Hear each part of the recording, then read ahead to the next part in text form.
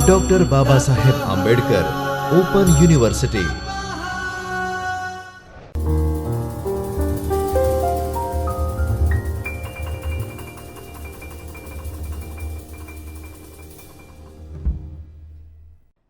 નમસ્કાર તાલીમાર્થી મિત્રો, doctor Baba Saheb Ambedkar open યુનિવર્સિટીના શિક્ષણશાસ્ત્ર વિભાગમાંથી હું ડૉક્ટર હિના રાવલ આપ સૌનું સ્વાગત કરું છું।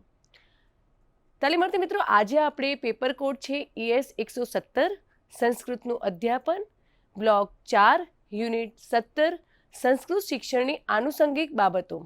તાલીમાર્થી મિત્રો, આ જે યુનિટ છે એ સમગ્ર પુસ્તકનો અંતિમ યુનિટ છે।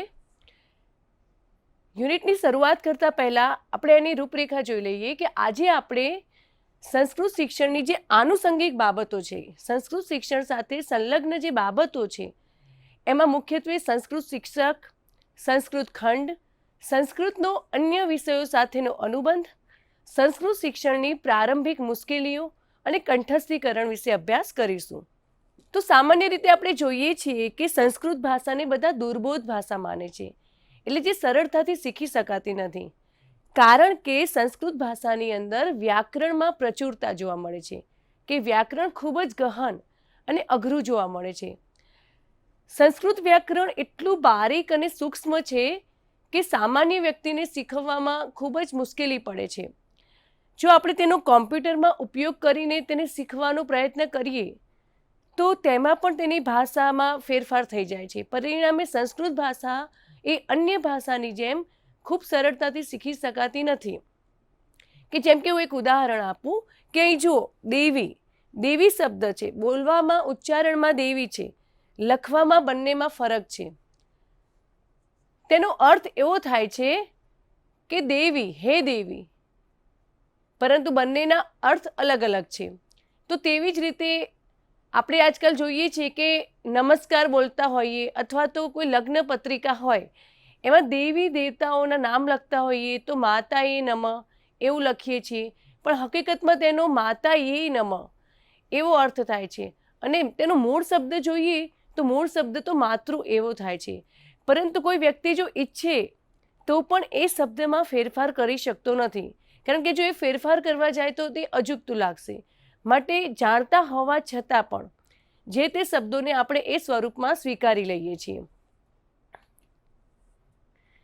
સંસ્કૃત ભાષાને નારિકેલ પાર્ક સાથે સરખાવી છે કે ઉપરથી કાળોતરા અને કઠણ કાચલીના આવરણવાળું, અને જેને દૂર કરીએ ત્યારે તકલીફ પડે છે, અને અંદરથી જાણે કે અમૂર્ત ગર્ભનો આસ્વાદ આપણે લેતા હોઈએ એ રીતની આપણે લાગણી થાય છે। સંસ્કૃત ભાષાની વાત કરીએ તો સૌથી પહેલાં તો સંસ્કૃત ભાષાને પ્રચાર કરવા માટે, એને આગળ લાવવા માટે આપણે એ સમજવું જોઈએ કે સંસ્કૃત ભાષા એ દુર્બોધ ભાષા નથી, કે જો કોઈ વ્યક્તિ એને શીખવા માંગે, એના વિશે ઊંડાણમાં અભ્યાસ કરવા માંગે તો તે શીખી શકીએ છીએ। બીજું કે તમામ ભાષાઓની તુલનામાં સંસ્કૃત ભાષા એ જ્ઞાનનો ખજાનો છે, અણમોલ ખજાનો છે, કારણ કે મોટાભાગની ભાષા અને પ્રાચીન જે ગ્રંથો છે એ બધા આપણને સંસ્કૃત ભાષામાંથી મળી રહે છે। હવે આપણે એ જોવાનું કે સંસ્કૃત શિક્ષણ એમાં આનુષંગિક બાબતો કઈ છે, કે આપણે વાત કરીએ કે અન્ય વિષયોની અપેક્ષામાં સંસ્કૃત વિષય ખૂબ જ વિશિષ્ટ છે। તેનું એક ઉદાહરણ આપણે જોઈએ કે કોઈ શાળા છે, શાળામાં કોઈ અલગ વિષયના શિક્ષક ન આવ્યા હોય તો એની જગ્યાએ બીજા કોઈ પણ વિષયના શિક્ષક જઈ શકે છે, પરંતુ જો શાળામાં સંસ્કૃતનો શિક્ષક હાજર ન હોય તો સંસ્કૃતના શિક્ષકની જગ્યાએ કોઈ પણ વિષયના શિક્ષકને આપણે મોકલી શકતા નથી, કારણ કે સંસ્કૃતનો શિક્ષક એ ખૂબ જ તજજ્ઞ હોવો જોઈએ, એની અંદર સંસ્કૃત ભાષાનું વ્યાકરણ સાથેનું જ્ઞાન હોવું જોઈએ, અને એટલા જ માટે સંસ્કૃત ભાષાને ખૂબ જ મહત્વની ભાષા કહી છે। હવે સંસ્કૃત શિક્ષણની જે આનુષંગિક બાબતો છે તેમાં સૌ પ્રથમ છે સંસ્કૃતના શિક્ષક, કે સંસ્કૃત વિષયનો શિક્ષક એ કેવો હોવો જોઈએ। તો સંસ્કૃત શિક્ષણમાં સર્વપ્રથમ શિક્ષકની સજ્જતા, એટલે એક શિક્ષક તરીકેના તેનામાં ગુણ હોવા જોઈએ। જો શિક્ષક બરાબર ન હોય તો એકડા વિનાના મીંડા અથવા તો નેતા આંધળો છે તેનું કટક કૂવામાં જેવી પરિસ્થિતિ થાય છે. શિક્ષક પાસે સંસ્કૃતનું ઊંડું જ્ઞાન હોવું જોઈએ. કે ઘણીવાર કેવું થાય છે કે હે લગાડવાથી હિન્દી થાય એવું લોકો સમજી લેતા હોય છે અને આ મુજબની વાક્ય રચના થાય છે કે હમારે આજ બહુત કામ હે એટલે મોડા થયા હે. આ રીતના વિધાનમાં રમૂજ પેદા થવાની પૂરેપૂરી શક્યતા છે, કારણ કે કોઈ પણ ભાષાને આપણે સારી રીતે સમજતા નથી, એના વ્યાકરણને આપણે સમજતા નથી, તો આપણે એ ભાષાને સમજી શકતા નથી. તેવી જ રીતે આપણે અન્ય વિષયમાં કે ગુજરાતી શિક્ષક એક એકમ સંપૂર્ણ તૈયાર કરીને જાય તો એ જ એકમને ધ્યાનમાં રાખીને, ધારો કે કોઈ કવિતા હોય કે નવલકથા હોય, નવલિકા હોય, તો માત્ર એને સંદર્ભમાં રાખીને એનો અભ્યાસ કરાવી શકે છે. જ્યારે સંસ્કૃત ભાષાના શિક્ષકમાં એવું નથી. સંસ્કૃત ભાષાનો શિક્ષક એ પદ્ય ભણાવતો હોય તો પણ તેની અંદર વિવિધ વ્યાકરણને લગતી માહિતી, વ્યાકરણને લગતું જ્ઞાન એ હોવું એ ખૂબ જ અનિવાર્ય છે. ત્યારબાદ વ્યાકરણના જે સૂક્ષ્મ જ્ઞાન છે ઉપરાંત સંદર્ભનું જ્ઞાન પણ એટલું જ મહત્વનું હોય છે. હવે આપણે સંસ્કૃત શિક્ષણના જે શિક્ષકના જે પ્રમુખ લક્ષણ હોય એને લગતું એક વિધાન છે એ જોઈએ કે he alone shall teach who is a living fountain of knowledge, who is ever so eager to learn and eager to teach, whose action are integrated with knowledge, who can given more than what be receive and rejoice while giving. કે આ જે ઉદ્ગાર છે, આ જે વાક્ય છે એમાં શિક્ષકના જ્ઞાનના ભંડારની હોવાની વાત કરી છે કે શિક્ષક એ આજીવન વિદ્યાર્થી છે. શિક્ષકની જે શીખવાની જે ક્રિયા છે, શિક્ષક હંમેશા શીખતો રહે છે અને શીખીને તે વિદ્યાર્થીઓની અંદર આદાન પ્રદાન કરે છે. કે અહીં એ પણ સૂચવવામાં આવ્યું છે કે લર્ન અને ટીચ એ બંને સમાંતર ચાલવાના, કે શીખવું અને શીખવાડવું આ બંને પ્રક્રિયા એ પરસ્પર ચાલવાની અને એક શિક્ષકે આ બંને વસ્તુને સાથે રાખીને કામ કરવું જોઈએ. કે કેટલીક વાર ઘણા બધા શિક્ષકો એવા હોય છે કે એકવાર ડિગ્રી મળી જાય કે એકવાર શિક્ષકનો હોદ્દો મળી જાય પછી શિક્ષક તરીકેની પોતાની જે ફરજો નિભાવવાની હોય, શીખવાનું હોય અને વિદ્યાર્થીને સારામાં સારી રીતે શીખવાડવાનું હોય, એમાં એ કચાશ રાખે છે અને પરિણામે વિદ્યાર્થીને એ જે પ્રમાણમાં જોઈએ તે પ્રમાણમાં શિક્ષણ આપતા નથી. અને ખાસ કરીને સંસ્કૃત શિક્ષકની વાત કરીએ તો જો સંસ્કૃત શિક્ષક આ બાબતમાં ઉપેક્ષા રાખે, આ બાબતમાં ધ્યાન ન આપે તો વિદ્યાર્થીઓ સંસ્કૃત પ્રત્યે અણગમો રાખે છે અને વિદ્યાર્થીઓનો ધીરે ધીરે સંસ્કૃત ભાષા પ્રત્યેનો જે રસ છે એ ઓછો થતો જાય છે. તો બીજી એક વાત કરીએ કે આપણા પ્રાચીન પરંપરામાં પણ પ્રખ્યાત કે એક શ્લોક છે કે સામાન્ય રીતે આપણે જ્યારે હોસ્ટેલમાં કે છાત્રાલયમાં રહેતા હોઈએ ત્યારે ભોજન કરતા હોઈએ ત્યારે એક શ્લોક બોલીએ છીએ કે તેજસ્વીના વધી તમસ્તુ. આ બંનેમાં તેજસ્વી હો, આ બંને કોણ? તો ગુરુ અને શિષ્ય. તો ગુરુ અને શિષ્ય આ બંને તેજસ્વી હોય એવી અહીં વાત કરવામાં આવી છે. એટલે અહીં એ દર્શાવ્યું છે કે શિષ્ય અને ગુરુ એ બંનેના જે સંબંધો છે એમાં ગુરુની ભૂમિકા ખૂબ જ મહત્વની છે અને એ ગુરુ એ આપણો આજનો શિક્ષક. તો શિક્ષકનામાં સજ્જતા હોવી એ ખૂબ જ અનિવાર્ય છે.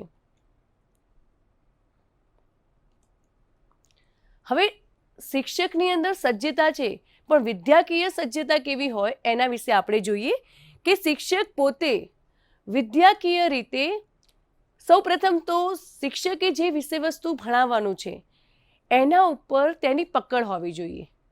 એ વિષયનું ગહન જ્ઞાન શિક્ષક પાસે હોવું એ ખૂબ જ અનિવાર્ય છે. કે અહીં કહ્યું છે કે a lamp can not light another lamp until it continues to burn. કે દીવાથી દીવો પ્રગટાવવા માટે દીવાને ખુદ બળવું પડે છે ત્યારે તે બીજાને પ્રકાશ આપે છે. તો તેવી જ રીતે શિક્ષકે પણ વિદ્યાર્થીની અંદર જ્ઞાનરૂપી પ્રકાશ આપવા માટે શિક્ષકે પણ પોતે મહેનત કરીને, શ્રમ કરીને પોતાનું જે જ્ઞાન છે અને વિશેષ જ્ઞાન લઈને વિદ્યાર્થીમાં એનું આરોપણ કરવાનું છે. કે અખાએ પણ કહ્યું છે કે પોતે હારને ન જાણે લેસ, બેઠો ગુરુનો વેશ, એવા ગુરુ ઘણા સંસાર, તે અખા શું મૂકે ભવ પાર. કે ઘણીવાર કેટલાક શિક્ષકો છે એ બસ શિક્ષક બની ગયા, હવે શાંતિથી બસ જીવવું છે, એ વિચારસરણી રાખીને શિક્ષકનું જે ખરેખર સાચા અર્થમાં જે કાર્ય હોય એ સારી રીતે કરી શકતા નથી, અને પરિણામે એમાં સૌથી વધારે મોટું નુકસાન એ વિદ્યાર્થીઓનું થાય છે. કે એટલા જ માટે કહ્યું છે કે તસ્મે શ્રી ગુરુવે નમઃ, કે તેવા જે જ્ઞાનરૂપી જે ગુરુ છે એમને મારા ખૂબ જ નમસ્કાર છે. તો અહીં ગુરુ એટલે શિક્ષકનું મહત્વ બતાવ્યું છે કે શિક્ષક, સંસ્કૃત શિક્ષકમાં કેવી વિદ્યાકીય એ સજ્જતા હોવી જોઈએ. હવે વિદ્યાકીય સજ્જતામાં કેટલીક બાબતો છે કે સૌ પ્રથમ તો સંસ્કૃત ભાષા સાહિત્યનું તલસ્પર્શી જ્ઞાન હોવું જોઈએ, કે સંસ્કૃતનું એમની પાસે ઘણું બધું જ્ઞાન હોવું જોઈએ. ત્યારબાદ વ્યાકરણ, કોઈ પણ ભાષાનો મુખ્ય આધાર તેના વ્યાકરણ ઉપર છે. વ્યાકરણને આપણે જેટલું સારી રીતે સમજશું, એના વિવિધ જે પાસાઓ છે, એના જે મુદ્દાઓ છે, એના વિશે આપણે જેટલો ગહન અભ્યાસ કરીશું તેટલું જ આપણે એ ભાષાને વધારે સારી રીતે સમજી શકીએ છીએ.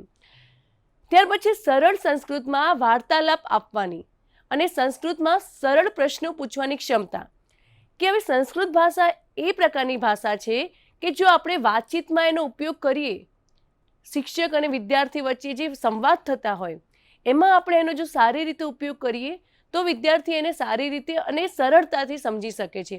તો શિક્ષકની અંદર એ પણ આવડત હોવી જોઈએ.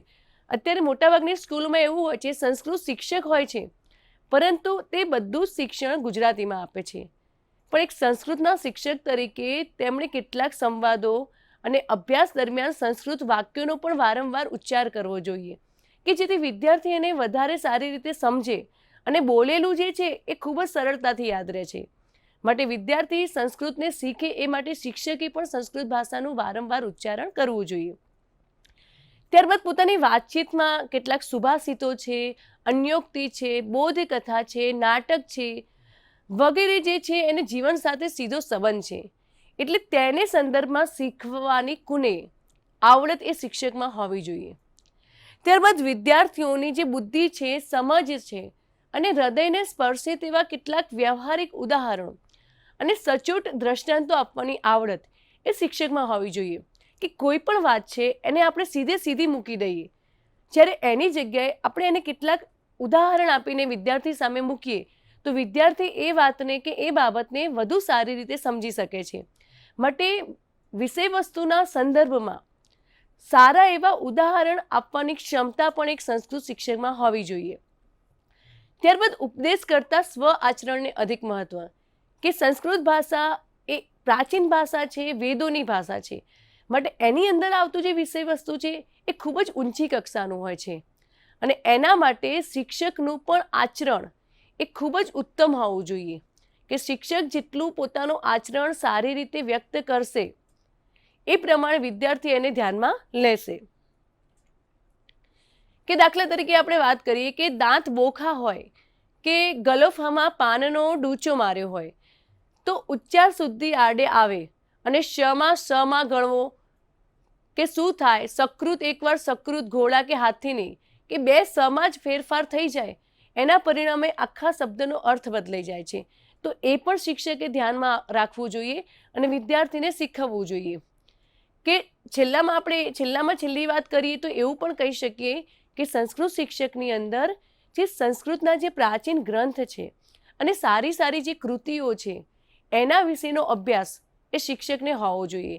તેનું વાંચન પણ એમણે કરેલું હોવું જોઈએ, કે જેમ કે અમરકોશ, ભર્તુહરિનું જાતિશનક, પંચતંત્ર, હિતોપદેશની બોધકથાઓનું જ્ઞાન ઉપરાંત સિદ્ધાંત કૌમુદીનું જ્ઞાન પણ આવશ્યક છે, કે જેથી એમાં આવતી જે સંધિ છે, ઉપસર્ગ છે વગેરે માટે સૂત્રો રજૂ કરી શકે, વિવિધ ઉદાહરણો રજૂ કરી શકે. હેમચંદ્રાચાર્યજીનું જે પ્રાકૃત વ્યાકરણ છે એને વાંચ્યા પછી સંસ્કૃતમાં પણ સ્વરચિત સૂત્રો પ્રચલિત કરવાનો પ્રયોગ થયેલો, જે અત્યંત સફળ થયો છે. આજે પણ શિક્ષક એ બનેલા તેના વિદ્યાર્થીઓ એ તેનો પ્રયોગ કરે છે, કે વર્તમાન સમયમાં પણ જે વિદ્યાર્થીઓ પ્રાચીન સમયમાં જે શીખી ગયા અગાઉના સમયમાં એ પણ સંસ્કૃત સાહિત્યના વિવિધ સૂત્રોનો ઉપયોગ આજે પણ કરે છે. ત્યારબાદ શિક્ષકની વ્યાવસાયિક સજ્જતા, કે વ્યવસાય પ્રત્યે અભિરુચિ, લગન માત્ર આજીવિકા માટેનું સાધન ન ગણવું, પણ પવિત્ર ફરજ માની શ્રેય સાથે પ્રેય કે બીજાનું શ્રેય કરવાનો આશય તો ખરો, પણ પોતાને ગમતું કાર્ય કરીને એ બીજાનું શ્રેય કરવાનો આશય એ શિક્ષકમાં હોવો જોઈએ. પોતાના કાર્યમાં આનંદ અને વ્યવસાયનો ગર્વ, વિદ્યાર્થી માટે કંઈક કરી છૂટવાની તમન્ના, સંસ્કૃત દ્વારા વ્યક્તિત્વનું ઘડતર કરી તેને વિદ્યાર્થીને એક આદર્શ સન્માનીય વ્યક્તિ બનાવવાની ફરજ એ શિક્ષકની છે. શિક્ષકની અંદર સંસ્કૃતનું જે ગદ્ય છે અને પદ્ય છે એનું ભાવવાહી વિવિધ આરો અવરોયુક્ત વાંચન કરવાની શક્તિ હોવી જોઈએ.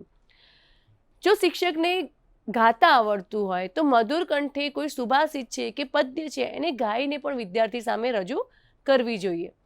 તેમજ આજે ટેકનોલોજીના યુગમાં વિદ્યાર્થીઓને વધુ અસરકારક રીતે શીખવવા માટે વિવિધ ટેકનોલોજી અને નૂતન જે પ્રવાહો છે એનાથી પણ વિદ્યાર્થીને વાકેફ કરવા જોઈએ. તેમજ શિક્ષકે સંસ્કૃત અધ્યાપનના જે મૂલ્યાંકન છે એ પદ્ધતિઓથી પણ શિક્ષક વાકેફ હોવો જોઈએ. ત્યારબાદ વિવિધ પદ્ધતિઓ, શિક્ષણની જે સંસ્કૃત શિક્ષણની જે વિવિધ પદ્ધતિઓ છે અને વિષય વસ્તુ છે એ બંનેમાં શ્રેષ્ઠ નિપુણતા એ શિક્ષકમાં હોવી જોઈએ. વર્ગમાં અધ્યાપન કરતા પહેલા શિક્ષકે એકમની પૂર્વ તૈયારી કરવી જોઈએ. કે તાલીમાર્થી મિત્રો, તમે હવે શિક્ષક બનવાના છો તો ઘણીવાર એવું બને કે શિક્ષક કોઈ પણ જાતની તૈયારી કર્યા વગર વર્ગખંડમાં પ્રવેશી જાય છે અને પછી ત્યાં જઈને પાઠ્યપુસ્તકમાં શું છે એની પણ કંઈ ખ્યાલ ન હોય અને ભણાવવાનું શરૂ કરી દે છે. તો ઘણીવાર એ પાઠની અંદર આવતો અર્થ અલગ છે અને એ શિક્ષક સમજાવી દે છે કંઈક અલગ અને વિદ્યાર્થી સુધી ખોટો સંદેશો પહોંચે છે. માટે એક શિક્ષક તરીકે અને આદર્શ શિક્ષક તરીકે આપણે ક્યારે એવું ન કરવું જોઈએ. આપણે જે વિષય વસ્તુનું અધ્યયન કરાવવાનું છે એના વિશે પૂર્વ તૈયારી સ્વરૂપે તે વિષય વસ્તુને આપણે વાંચીને એના વિશે ઊંડી માહિતી પ્રાપ્ત કરીને તેમજ વિવિધ સંદર્ભ પુસ્તકોનો અભ્યાસ કરીને ત્યારબાદ આપણે વિષય વસ્તુનું અધ્યયન કરાવવું જોઈએ. ત્યારબાદ પ્રેરણા મૂર્તિ પોતાનામાં સંસ્કૃત પ્રત્યે અનુરાગ હશે તો જ વિદ્યાર્થીઓમાં સંસ્કૃત પ્રત્યે અનુરાગ ઉત્પન્ન કરી શકશે. મુખ્ય આ જે બાબત છે મુખ્ય છે કે કેટલીક વાર શિક્ષક જે ભાષાનો જે વિષયનો શિક્ષક છે એને પોતાના જ વિષય માટે માન ન હોય તો વિદ્યાર્થીઓને એ વિષય સારી રીતે શીખવી નથી શકતો. માટે શિક્ષકને પોતાના વિષય માટે પ્રેમ હોય, માન હોય એ ખૂબ જ જરૂરી છે. કે આ ઉપરાંત આપણે વાત કરીએ કે કોઈ પણ શિક્ષક માટે આવશ્યક આ જે બધા જે ગુણ છે એ તો છે જ, પણ એની સાથે સૌ પ્રથમ તો એનું પ્રભાવશાળી વ્યક્તિત્વ હોવું જોઈએ. કે શિક્ષકનો દેખાવ, એનું સંપૂર્ણ વ્યક્તિત્વ, એનો પોશાક, એ બધી જ બાબતો એમાં મહત્વની છે. એ પ્રમાણે શિક્ષક હોવો જોઈએ. સુમધુર કંઠ હોવો જોઈએ. હીરા પારખું એટલે કે વિદ્યાર્થીઓ અલગ અલગ કક્ષાના હોય છે તો વિદ્યાર્થીઓની ક્ષમતા અનુસાર વિદ્યાર્થીઓને ઓળખવાની શક્તિ શિક્ષકમાં હોવી જોઈએ. હકારાત્મક અભિગમ કે ક્યારેક શિક્ષક જ્યારે ભણાવતા હોય ત્યારે વર્ગખંડમાં કેટલાક વિદ્યાર્થી હોશિયાર હોય છે તો કેટલાક વિદ્યાર્થી નબળા હોય છે. તો નબળા વિદ્યાર્થીઓ કંઈક પ્રશ્ન પૂછે તો શિક્ષક તરીકે આપણે ક્યારે એમને ઉતારી ન પાડવા જોઈએ, એમની વાતને સાંભળવી જોઈએ. તેમજ એ વિદ્યાર્થીને પણ આપણે હકારાત્મક રીતે જ લેવાનો છે તો જ આપણે શિક્ષક તરીકે એને સમજી શકીશું. વર્ગખંડના બધા જ વિદ્યાર્થીઓ એ શિક્ષક માટે સરખા હોવા જોઈએ અને એની કક્ષા અનુસાર, એની ક્ષમતા અનુસાર શિક્ષકે અધ્યયન કાર્ય એને આપવું જોઈએ. ત્યારબાદ વાત્સલ્ય કે બાળક જે છે એ સમગ્ર દિવસ દરમિયાન 6-7 કલાક વર્ગખંડમાં શાળામાં રહે છે ત્યારે બાળકની એવી અપેક્ષા હોય કે મારા જે શિક્ષક છે એ મને વાત્સલ્યથી જુએ, મને પ્રેમ આપે. તો એક શિક્ષકમાં એ ગુણ પણ મહત્વનો છે.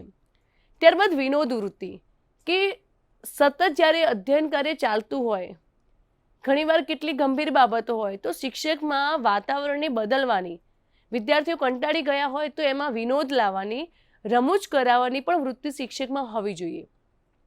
અને મુખ્ય કે તંદુરસ્ત અભિગમ, હંમેશા શિક્ષકનામાં હકારાત્મકતા હોવી જોઈએ. ત્યારબાદ આનુષંગિક બાબતોમાં બીજી બાબત આવે છે સંસ્કૃત ખંડ.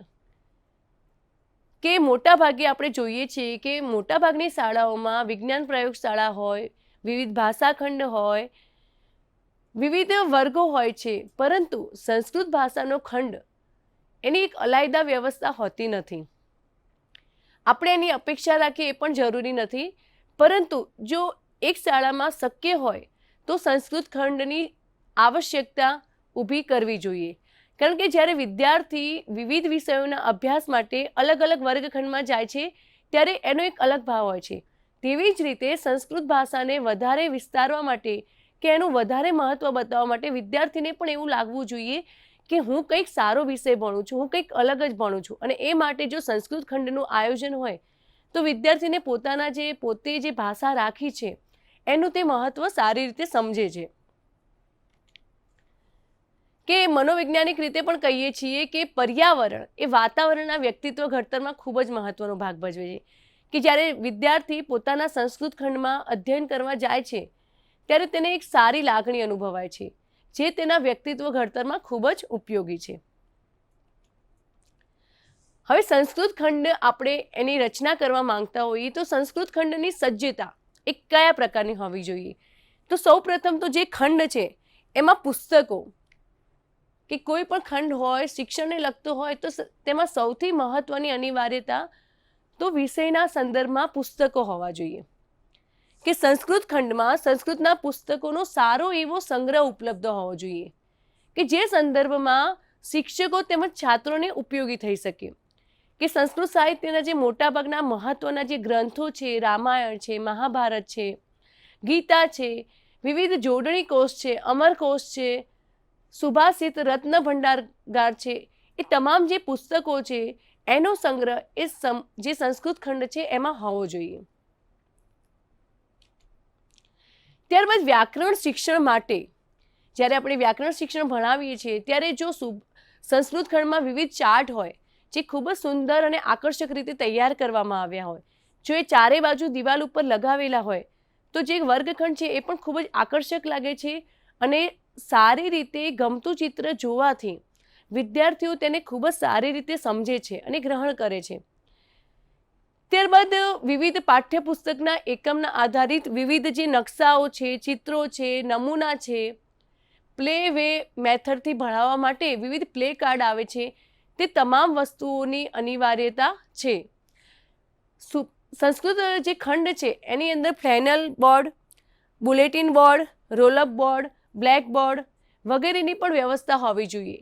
એ ઉપરાંત ક્યારેક કોઈ કવિતા હોય એને સંભળાવવા માટે કે કોઈ સારા વિદ્વાન હોય એના સંવાદો સંભળાવવા માટે ટેપ રેકોર્ડર છે, ટ્રાન્સપરન્સી છે, વિવિધ સ્લાઇડ્સ છે, એપિડાયોસ્કોપ છે, એ તમામ વ્યવસ્થા એ સંસ્કૃત ખંડમાં હોવી જોઈએ. બીજું કે સંસ્કૃત ખંડમાં જે ભૌતિક સુવિધાઓ છે તો વર્ગખંડ એ પ્રમાણસરનો હોવો જોઈએ. પુસ્તકો રાખવા માટેની જે વ્યવસ્થા છે, વિવિધ કાચના કબાટ છે એ પણ વ્યવસ્થિત હોવા જોઈએ. તો આ રીતે જે સંસ્કૃત ખંડ છે એની આપણે રચના કરી શકીએ. કે કેટલીક વાર વિદ્યાર્થીઓને શિક્ષકોથી માંડીને શિક્ષણ ખાતાના અધિકારીઓને મુલાકાત લેવાની મરજી થાય તો આવો આકર્ષક સંસ્કૃત ખંડ હોવો જોઈએ. આ ઉપરાંત સંસ્કૃત સાહિત્યના જે પ્રખ્યાત લેખકો છે, કવિઓના ફોટોગ્રાફ છે, વિવિધ ચિત્રો છે, એ પણ જો વર્ગખંડમાં મૂકવામાં આવે તો વિદ્યાર્થીઓને જોઈને સમજી શકે છે. હવે સંસ્કૃત વર્ગખંડ જે ખંડ છે એ તૈયાર થઈ ગયો છે, પણ હવે તેનો ઉપયોગ કઈ રીતે કરવો? સુવિધા હોય પણ સુવિધાનો જો ઉપયોગ કરતા ન આવડે તો જે સુવિધા કરેલી જે વસ્તુઓ છે એ બધાનો કોઈ જ અર્થ રહેતો નથી. તો સૌપ્રથમ તો સંસ્કૃત વિષયના તાસ આ જ સંસ્કૃત ખંડમાં લેવાય એવા શિક્ષક તરીકે આપણે પ્રયત્નો કરવા જોઈએ.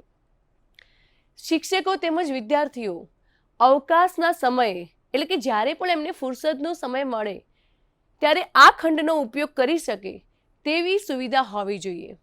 કે ઘણીવાર કેટલીક શાળાઓમાં ખંડ તો બધા બનાવી દેવામાં આવે છે પરંતુ વિદ્યાર્થીઓ તેનો ઉપયોગ નથી કરી શકતા, તો એ ન થવું જોઈએ. જ્યારે આપણે બનાવ્યું છે તો એનો ઉપયોગ પણ સારી રીતે આપણે કરવા દેવો જોઈએ. રજાઓ તેમજ વેકેશનના કાળ દરમિયાન આજુબાજુના જે સંસ્કૃત પ્રેમીઓ હોય એ આ ખંડની મુલાકાત લે તેવા પ્રયત્નો આપણે કરવા જોઈએ. ઉપરાંત વિવિધ પુસ્તકો તેમજ જોડણી કોષ વગેરેનો યોગ્ય સમયે ઉપયોગ થવો જોઈએ. શાળામાં જે સંસ્કૃત સિવાયના જે તમામ છાત્રો હોય એ પણ આ સંસ્કૃત ખંડનો ઉપયોગ કરી શકે તેવી વ્યવસ્થા હોવી જોઈએ. સંસ્કૃત ભાષાના પ્રચાર પ્રસારનું ઉત્તમ માધ્યમ બનવાની ક્ષમતા ધરાવતો સંસ્કૃત ખંડ હોવો જોઈએ. આ સિવાય આ ખંડમાં આપણે વિવિધ સંસ્કૃત ભાષાને લગતી જે સ્પર્ધાઓ છે, નિબંધ લેખન સ્પર્ધા, વક્તૃત્વ સ્પર્ધા, સહ-અભ્યાસિક પ્રવૃત્તિઓ વગેરેનું આયોજન આપણે કરી શકીએ છીએ. હવે સંસ્કૃત, ત્રીજી બાબત છે કે સંસ્કૃતનો અન્ય વિષયો સાથેનો સંબંધ, અનુબંધ. કે આપ જાણો છો કે સંસ્કૃત ભાષા એ વિશ્વની પ્રાચીનમાં પ્રાચીન ભાષા છે, સૌથી જૂની, અને મોટા ભાગની ભાષાનો ઉદ્ભવ એ સંસ્કૃત ભાષામાંથી થયો છે. માટે બધી જ ભાષાઓ એ સંસ્કૃત સાથે સંબંધ ધરાવે છે એવું કહેવામાં જરાય અતિશયોક્તિ આપણને લાગતી નથી. કે ભાષાઓની વાત કરીએ તો ઘણી બધી ભાષાઓ છે, જેમ કે આસામી ભાષા, તેમાં સંસ્કૃત ભાષાના કેટલાક વ્યાકરણના મહત્વના સિદ્ધાંતો એ આસામી ભાષામાં આપણને જોવા મળે છે. બંગાળી ભાષાને પણ સંસ્કૃતની પૌત્રી કહેવામાં આવે છે, અને સંસ્કૃતમાંથી પ્રાકૃત અને પ્રાકૃતમાંથી બંગાળી એમ વિવિધ તબક્કાઓમાંથી પ્રસાર થઈને બંગાળી ભાષા આપણને મળી છે. ગુજરાતી તો સંપૂર્ણ વ્યાકરણ અને શબ્દ સંસ્કૃતિ એ આપણને સંસ્કૃત ભાષામાંથી મળી છે. હિન્દી વ્યાકરણના નિયમો, તત્સમ શબ્દો, શબ્દ સમૃદ્ધિ. મરાઠી શબ્દ સમૃદ્ધિ, 10% તત્સમ, 50% પ્રાકૃત શબ્દો એ સંસ્કૃત ભાષામાંથી મળે છે. કન્નડ દ્રવિડ કુળની ભાષા શબ્દ સમૃદ્ધિ, વાક્ય રચના અને વ્યાકરણમાં સંસ્કૃતની ઋણી. પંજાબી ભાષા તો સંસ્કૃતની મૃદુતા, વૈદિક સંસ્કૃતના શબ્દો અને સાહિત્ય પર સંસ્કૃત ભાષાનો ખૂબ જ પ્રભાવ છે. ઉડિયા જે મૂળાક્ષરના જે ઉચ્ચારણો છે એ સંસ્કૃત ભાષા પર અવલંબિત છે. મલયાલમ કે શબ્દોચ્ચાર સંસ્કૃત ભાષાનો ખજાનો. તામિલ દ્રવિડ કુળની હોવા છતાં સંસ્કૃત દ્વારા ફળદ્રુપ અને સમૃદ્ધ. અને કાશ્મીરી તો સંસ્કૃત ભાષાની ભારે અસર. કે કાશ્મીરની બાબતમાં તો એવું પણ કહેવામાં આવે છે કે કાશ્મીર એ પંડિતોનું છે, અને કાશ્મીરના જે પંડિતો છે ખૂબ જ વખણાય છે. એના ઉપરથી જ આપણને ખબર પડે છે કે સંસ્કૃત ભાષાના મૂળ કેટલા ઊંડા છે. ત્યારબાદ ઇતિહાસમાં શું સ્થાન છે કે આપણે રામાયણ જોઈએ છીએ, મહાભારત જોઈએ છીએ વગેરે જે કાવ્ય ગ્રંથો હોવા છતાં રામચંદ્ર અને ભગવાન કૃષ્ણના યુગનું તલસ્પર્શી ચિત્ર આપણને મળે છે. એ જ રીતે આપણે હર્ષચરિત, રાત તરંગિણી, વિક્રમાંક દેવચરિત ઉપરાંત પુરાણોમાં, આખ્યાન ઉપાખ્યાનોમાં ભારતના ઇતિહાસની વિપુલ સામગ્રી આપણને મળે છે. ભૂગોળની વાત કરીએ કે સંસ્કૃત સાહિત્યમાં જે જુદા જુદા પ્રદેશોનું ભૌગોલિક વર્ણન જોવા મળે છે, જેમ કે નદીઓ છે, પર્વતો છે, સમુદ્રો છે, નગરીઓના વર્ણન મળે છે. કાલિદાસનું રઘુવંશ એમાં ખાસ કરીને જે 13મો સર્ગ છે તેમજ મેઘદૂત જેવાથી આવી આપણને પ્રતીતિ થશે. ત્યારબાદ ગણિત શાસ્ત્ર કે ગણિત શાસ્ત્રમાં તો સંસ્કૃત એટલું બધું પ્રદાન છે સંસ્કૃત ભાષાનું કે તેના જે સૂત્રો છે અને શ્લોકોને પુનઃ પ્રકાશમાં લાવવાની જરૂર અનુભવાય. કે વૈદિક સમયના જે શુલ્વ સૂત્રો જે છે, રેખા ગણિત છે, એમાં બહુ મોટું યોગદાન સંસ્કૃત ભાષાનું છે. આપણે આજે જે શૂન્ય જોઈએ છે એ શૂન્યની મહાન શોધ, એ દશાંશ પદ્ધતિ અને સંખ્યાઓનો આવિષ્કાર એ આપણને વૈદિક યુગમાં જ થઈ ચૂક્યો હતો. માટે જ આજે કેટલીક શાળાઓમાં વૈદિક ગણિત ભણાવવામાં આવે છે. બીજ ગણિત, અંક ગણિત, ત્રિરાશિના નિયમો વગેરેમાં આર્યભટ્ટનું જબરદસ્ત પ્રદાન છે. ભાસ્કરાચાર્યનો જે લીલાવતી ગ્રંથ છે એ ગણિત સંબંધી ઉચ્ચ કોટીની રચના છે. કે તાલીમાર્થી મિત્રો, આ જે ભાસ્કરાચાર્ય છે વર્ષો પહેલાના સંસ્કૃત સાહિત્યના જે લેખક વિદ્વાન છે, તજજ્ઞ છે, એમના જે ગ્રંથો છે લીલાવતી, એમાં પણ આપણને ગણિત જોવા મળે છે. બ્રહ્મગુપ્ત તેમજ ત્રિલોકસારનો ગ્રંથ ક્ષેત્રમિતિનો પણ આપણે સરળ ગ્રંથ મળે છે. ત્યારબાદ ભૌતિક વિજ્ઞાન કે ભૌતિક વિજ્ઞાનમાં મહર્ષિ કણાદે એ આ ક્ષેત્રનું સર્વપ્રથમ નામ છે. કે સૃષ્ટિનું નિર્માણ જ્યારે પરમાણુથી થયેલું છે એવું પ્રતિપાદિત તેમણે કર્યું છે. વિશ્વના મૂળમાં 7 દ્રવ્યોની વાત કરે છે. દ્રવ્ય, ગુણ, કર્મ, સામાન્ય, વિશેષ, સમવાય અને સમભાવનું વર્ણન પોતાના વૈશેષિક દર્શમાં કર્યું છે. ઉદયનાચાર્ય કે પ્રકાશ તથા ઉષ્ણતાનો સ્ત્રોત સૂર્ય છે. વાચસ્પતિ મિશ્રા કે પ્રકાશ પરમાણુઓથી નિર્મિત થાય છે. બીજી સદીમાં દિશા દર્શન એટલે કે હોકાયંત્રનો ઉલ્લેખ છે, તેનું નામ મત્સ્ય હતું. ત્યારબાદ વિજ્ઞાન ભિક્ષુ કે પ્રતિધ્વનિ પડવાનું વૈજ્ઞાનિક વિશ્લેષણ એ સિવાય જે નિતરંગની સર્વત્ર ચર્ચા છે, જેને કારણે રેડિયો, વાયરલેસ વગેરેની શોધ થઈ છે, એ આના કારણે જ શક્ય બન્યું છે. ત્યારબાદ રસાયણ વિજ્ઞાન કે વૈજ્ઞાનિક ગ્રંથ છે જેની શોધ તાજેતરમાં થઈ છે. પ્રારંભિક વિદ્વાનોમાં પતંજલિનું નામ એ મુખ્ય છે. નાગાર્જુને રસરત્નાકરમાં પારાના ઉપયોગની વાત કરી છે. આજે આપણે જે પારો ધાતુ જોઈએ છીએ એની વાત વર્ષો પહેલા એ ગ્રંથમાં કરવામાં આવી છે. એ મુજબ પારા અને ગંધકની શોધ એ પ્રથમ શતાબ્દી પહેલા થઈ છે એવું આપણે માની શકાય. 12મી સદીમાં જે રસ હૃદય ગ્રંથમાં પાસને રંગવાની વિધિ દર્શાવી છે. રસાયણ ગ્રંથમાં તાંબા તથા રસકની મેળવણીથી પિત્તળ તથા રસકમાંથી ચસત બનાવવાની વિધિ છે. આમ સોમદેવના રસિન્દ્ર ચૂડામણીમાં અનેક રાસાયણિક પ્રયોગોનું આપણને વર્ણન જોવા મળે છે. ત્યારબાદ જીવ વિજ્ઞાન. તો જીવ વિજ્ઞાનમાં મુખ્યત્વે પ્રાણી વિજ્ઞાન, વનસ્પતિ વિજ્ઞાન, જેમાં પશુ ચિકિત્સા વિજ્ઞાનના જે જનક સાલીહોમને માનવામાં આવે છે. સંસ્કૃત સાહિત્યમાં કીટોનું વર્ણન કરવામાં આવ્યું છે. આ વર્ગીકરણ ધ્વનિ, શરીર રચના, લિંગભેદ, વિશ્વનો પ્રભાવ, પાંખો, પગ, વાળ વગેરેને આધારે કરવામાં આવ્યું છે. ત્યારબાદ વનસ્પતિ વિજ્ઞાન કે આયુર્વેદમાં વનસ્પતિને ઔષધ માનવામાં આવે છે.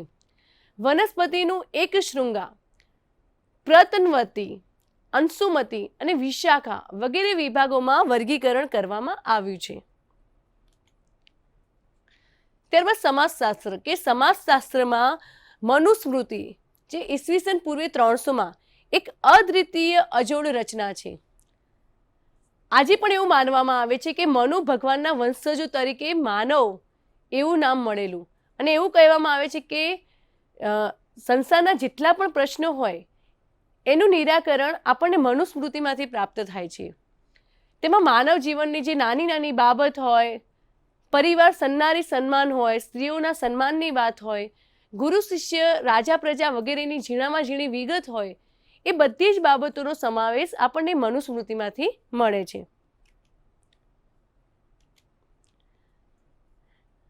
રાજનીતિ અને અર્થશાસ્ત્ર કે આ વિષયમાં સંસ્કૃતમાં પુષ્કળ ખેડાણ થયું છે કે સંસ્કૃત સાહિત્યમાં જે રાજનીતિ છે એને આપણે અર્થશાસ્ત્ર કહીએ છીએ, અને આનો જે પ્રથમ ગ્રંથ છે એ ઇન્દ્રે લખ્યો હોય એવું માનવામાં આવે છે. તેનું નામ બાહુદત્તક હતું. દેવગુરુ બૃહસ્પતિએ પણ અર્થશાસ્ત્રની રચના કરી હોવાનું માનવામાં આવે છે. અત્યંત પ્રસિદ્ધ ગ્રંથોને બાજુએ મૂકીને આજ દિવસ સુધી જે અજોડ ગણાય છે તે છે વિષ્ણુગુપ્ત કૌટિલ્યનું ચાણક્યનું અર્થશાસ્ત્ર. તમને ખ્યાલ હશે કે ચાણક્યનું જે અર્થશાસ્ત્ર છે આજે પણ એટલું પ્રચલિત છે. તો આ જ આપણને દર્શાવે છે કે સંસ્કૃત સાહિત્યનું ઊંડાણ કેટલું છે. હવે છે સંગીત શાસ્ત્ર કે ભરત મુનિનું જે નાટ્યશાસ્ત્ર છે એ પૌવાર્થીય નાટ્યશાસ્ત્રનો પ્રતિનિધિરૂપ ગ્રંથ છે કે સામવેદમાં ઉચ્ચ પ્રકારની સંગીતની નિર્દેશ છે, અને અન્ય ગ્રંથોમાં સંગીત રત્નાકર, સંગીત ચૂડામણી અને સંગીત સુધાકરણ વગેરે વિવિધ સમયે થયેલા ગ્રંથોને ગણાવી શકાય. સાહિત્યની વાત કરીએ તો વિવિધ જે સાહિત્ય છે, કાલિદાસના જે કુમાર સંભવ છે, રઘુવંશમ છે, અભિજ્ઞાન શાકુંતલ છે, કથા સરિતસાગર છે, એમ વિવિધ જે તજજ્ઞ છે, જે વિદ્વાન પંડિતો છે, એમણે જે સાહિત્ય રચ્યું એ પણ મોટાભાગનું બધું સંસ્કૃત સાહિત્યમાં છે. બ્રહ્મ વિજ્ઞાન કે બ્રહ્મ વિજ્ઞાન એ સંસ્કૃત ભાષા દુનિયાની સમસ્ત ભાષાઓનું પ્રતિનિધિત્વ કરે છે કે ઉપનિષદ એ આ વિજ્ઞાનનો અણમોલ ખજાનો છે, અને તેને કારણે આજે દુનિયાભરના દેશોમાં માન્યતા છે કે પ્રસિદ્ધ જર્મન વિદ્વાન શોપનહાવર લખે છે કે આ ગ્રંથોનું અધ્યયન એ મારા માટે વાસ્તવિક શાંતિનું કારણ બન્યું છે. આ ગ્રંથો મને મૃત્યુ બાદ પણ શાંતિ આપશે કે તમામ ઉપનિષદો, વેદોના સોનેરી સુવાક્યો જે છે કે વેરાયેલા જે મોતી છે કે આકાશના તારલા છે એ માફક બ્રહ્મજ્ઞાન રૂપી ગગનમાં ઝગમગે છે. દર્શન વિજ્ઞાનની વાત કરીએ કે આ ક્ષેત્રમાં પણ સંસ્કૃત ભાષાનું પ્રદાન અવર્ણનીય છે. વિરાટ બ્રહ્માંડના અસંખ્ય અદ્ભુત પદાર્થોમાં આપણા જીવનની શી સ્થિતિ છે, શું હેસિયત છે, આ બધી જે જીવનને લગતી જે ગૂઢ બાબતો છે, જે ચિંતન છે, જે દર્શન છે, એ આપણને આ ગ્રંથોમાં મળે છે. હવે એમાં જે છે 6 દર્શન છે કે સાંખ્ય દર્શન, જેના રચયિતા કપિલ મુનિ, યોગ પતંજલિ, ન્યાય ગૌતમ, વૈશિક કણાદ મુનિ, મીમાંસા જૈમિની અને વેદાંત ભગવાન વેદવ્યાસ. તાલીમાર્થી મિત્રો, પરીક્ષામાં આ જે છે એમાંથી ટૂંકા પ્રશ્નો પૂછાઈ શકે છે. ત્યારબાદ આપણને એવું પણ થાય કે આ જે ટૂંકા પ્રશ્નો છે એ તજજ્ઞોને ધ્યાનમાં રાખીને પૂછવામાં આવે છે અને એમસીક્યુમાં પણ પૂછાવાની ખૂબ જ શક્યતા છે. ત્યારબાદ વિધિ વિધાનો, તો વિવિધ જે કાત્યાયન છે, બૃહસ્પતિ છે, એ તમામમાં આ બધા વિધિ વિધાનો એ ખૂબ જ ઉપયોગી છે. ચિકિત્સા વિજ્ઞાનમાં પણ આપણને કેટલાક મેડિકલ સાયન્સના જે વિષયો છે કે ફિઝિશિયન છે, સર્જરી છે, એના જે મૂળ છે એ આપણને ચિકિત્સા વિજ્ઞાનમાં મળે છે કે ચરકનું જે ચરક સંહિતા છે તેમજ સુશ્રુતનું સુશ્રુત સંહિતા છે એ આપણને આમાંથી પ્રાપ્ત થાય છે. જ્યોતિષશાસ્ત્ર, આજે આપણું જેટલું જ્યોતિષશાસ્ત્ર છે એ વારામિહી, બ્રહ્મગુપ્ત રચિત, એ બધું જ આપણને સંસ્કૃત ભાષામાં પ્રાપ્ત થાય છે. ભાષા વિજ્ઞાનની વાત કરીએ તો ભાષા, એમાં વેદ મંત્રોના જે પાઠ છે, ઋષિ મુનિઓ છે, એ બધું જ આપણને સંસ્કૃત ભાષામાં એના મૂળ જોવા મળે છે. પરકીણ બાબતોની વાત કરીએ કે ગૌતમ, બોધાયન તેમજ વશિષ્ઠના જે ધર્મસૂત્રો છે એ ધર્મસૂત્રો, એ તમામ જે બાબતો છે, મહત્વના જે ઉદ્દેશ્યો છે એ આપણને સંસ્કૃત સાહિત્યમાંથી પ્રાપ્ત થયા છે. જે 4 જે સંસ્કૃત જીવનના જે 4 પુરુષાર્થો છે, ધર્મ, અર્થ, કામ અને મોક્ષ, એની પણ આપણને અહીં સંસ્કૃત ભાષામાંથી પ્રાપ્તિ થાય છે. હવે સંસ્કૃત શિક્ષણની પ્રારંભિક મુશ્કેલીઓ, કે તમને ખ્યાલ હશે કે સંસ્કૃત શિક્ષણ એ દરેક શાળાઓમાં આપવામાં આવતું નથી. તો એની મુશ્કેલીઓ કઈ છે કે 8મા ધોરણમાં પ્રવેશી જ્યારે સંસ્કૃત શીખવા માંગતા વિદ્યાર્થીઓને સંસ્કૃતના જે શુદ્ધ ઉચ્ચારણો છે એમાં મુશ્કેલી પડે છે. તેઓ સ્વરાંત અને વ્યંજનાનો અર્થ સમજતા નથી. તેઓ શ અને શ એનો પણ ભેદ સમજતા નથી. કેટલીક વાર તેઓ વિસર્ગનો પણ અર્થ સમજતા નથી. ત્યારબાદ લેખન અંગેની મુશ્કેલી થાય છે કે પ્રારંભિક કક્ષાએ વિદ્યાર્થીઓ સંસ્કૃત ભાષાના જે લેખનો છે એમાં મુશ્કેલી અનુભવે છે. એમાં જે શબ્દો છે એને સમજી નથી શકતા. વિવિધ દેવનાગરી જે લિપિ છે એમાં એ લખતા હજુ શીખ્યા ના હોય અને પરિણામે તે સંસ્કૃત ભાષાને સમજી નથી શકતા. શિરોરેખા ક્યારે કરવાની એ પણ વિદ્યાર્થીઓને સમજણ નથી પડતી. તો એના વિશે પણ શિક્ષકે ધ્યાન આપવું જોઈએ. હવે સંસ્કૃત શિક્ષણ વિશેની કેટલીક ગેરસમજો, કે મોટાભાગે શિક્ષકો જેવું માને છે કે સંસ્કૃત શિક્ષણ એ અઘરું છે, વિદ્યાર્થીઓ સરળતાથી સમજી નહીં શકે. તો શિક્ષકે વિદ્યાર્થીઓને એ સમજાવવું જોઈએ કે જેમ બીજી ભાષા છે એમ સંસ્કૃત ભાષા છે અને એ પણ આપણે સારી રીતે સમજી શકીએ છીએ. તો આ બધી પ્રારંભિક જે મુશ્કેલીઓ છે એને શિક્ષક તરીકે આપણે દૂર કરવી જોઈએ કે વિદ્યાર્થીઓને જોડાક્ષરની બાબતમાં કાળજી રાખવી જોઈએ, લેખનની બાબતમાં, ઉચ્ચારણની બાબતમાં, વિવિધ શબ્દોના અર્થ વિદ્યાર્થીઓને શીખવવા જોઈએ. અને મુખ્ય છેલ્લું છે જે આનુષંગિક બાબત, એ છે કંઠસ્થીકરણ, કે લેખન પૂર્વે જ્યારે શિક્ષક વાંચન કરે, સારી રીતે વાંચન કરે, ત્યારે વિદ્યાર્થી એને સાંભળે છે અને શિક્ષક જેટલું સારી રીતે વાંચન કરશે એટલું વિદ્યાર્થી એનું અનુકરણ કરશે અને પરિણામે એ કંઠસ્થ થશે.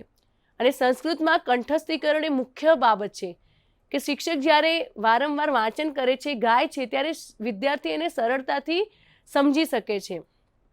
કે આજે પણ આપણે આપણી શાળામાં જે શ્લોકો બોલતા હતા એ આજે આટલા વર્ષો પછી પણ આપણને યાદ છે.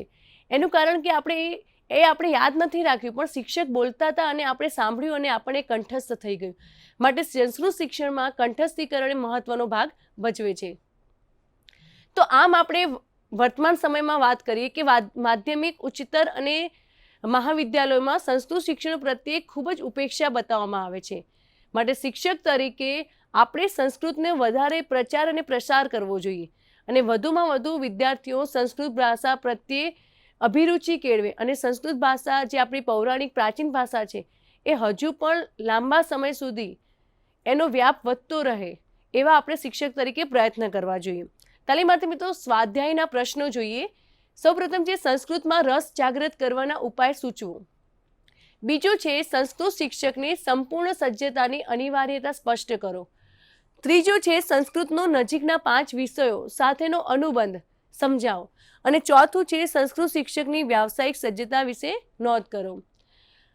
તો તાલીમાર્થી મિત્રો સંસ્કૃતનું અધ્યાપન બ્લોક ES 117 બ્લોક 17 જેનો છેલ્લો યુનિટ આજે પૂરો થાય છે.